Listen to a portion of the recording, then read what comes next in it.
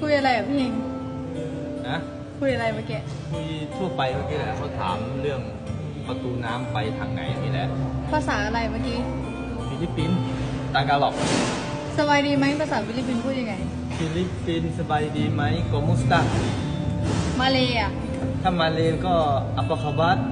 อินโดได้ไหมอินโดมันก็ใช้เหมือนกันนะแต่ส่วนมากคนอินโดจะพูดว่าจะฮัตปะประมาณเนี้ยภาษาจีนถ้าภาษาจีนก็นี่เห่ามาญี่ปุ่นได้ไหมญี่ปุ่นก็เอาเก้งกิเดสกะประมาณเนี้ยอาหรับถ้าอาหรับก็เกยฟาฮาลาสุดท้ายเลยอินเดียได้ไหมถ้าอินเดียส่วนมากเขาจะใช้ภาษาอังกฤษแต่สไตล์เขาอย่างเงี้ยมากกว่าอย่างเราถามว่า you stay with us 5 days เขาจะไม่ค่อยตอบอะไรมากจะใส่หัวแบบประมาณนี้แหละใช่